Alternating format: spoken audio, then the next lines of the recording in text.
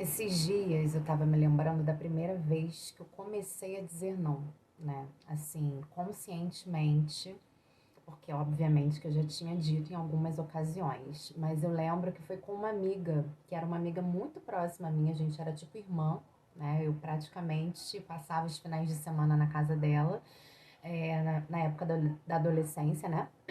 Do colégio. E a gente estava numa boate, numa festa de aniversário de alguém. E ela me contou alguma coisa, falou alguma coisa a respeito de alguém ou de alguma situação ali no momento que eu não concordei.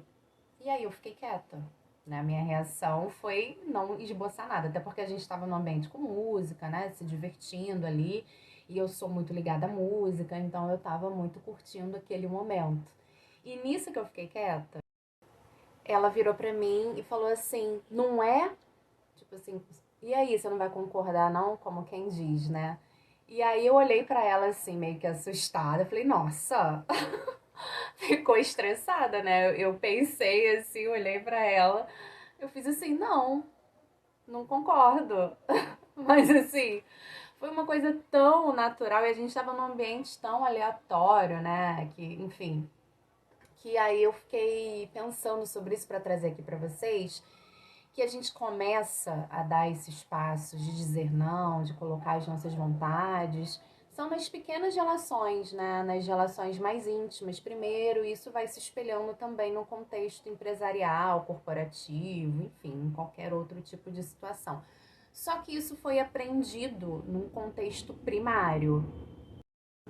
E aí, fazendo essa análise da mitologia grega, das deusas, que inclusive eu tenho falado bastante sobre isso aqui, eu descobri que tinha ali muito de uma Deméter, né, muito forte, porque praticamente eu cresci nesse ambiente onde eu tinha que servir, né, onde eu tinha que concordar, onde eu não podia ter voz, então é como se fosse o lado negativo de Deméter, né?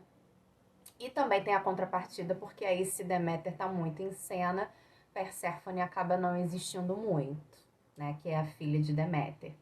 E todas essas deusas a gente tem dentro da gente, né? Então, agora na fase adulta eu vejo o quanto a Perséfone precisa desse lugar de existência, né? Eu tô deixando ela existir de alguma maneira, inclusive o meu trabalho traz um pouco desse lado.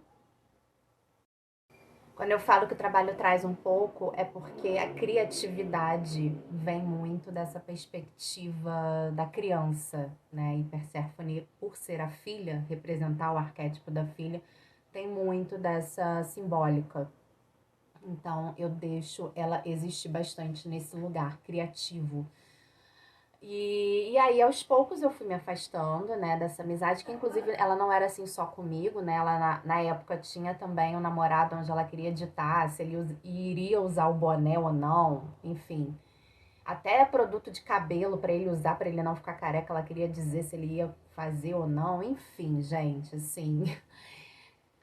A dinâmica acontece no colégio, por exemplo, né? As crianças já vão dando indícios ali dos perfis comportamentais.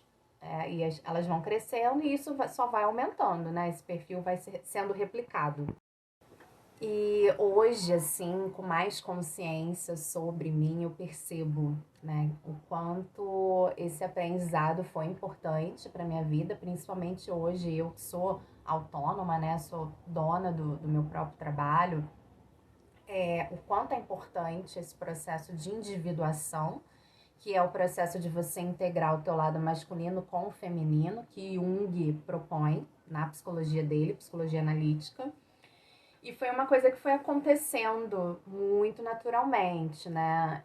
Eu já vinha colocando alguns limites dentro de casa na época, e depois isso foi sendo replicado para fora, né? Isso aí foi acontecendo no meu contexto enquanto profissional, enquanto pessoa, né? Fora daquele ambiente familiar propriamente.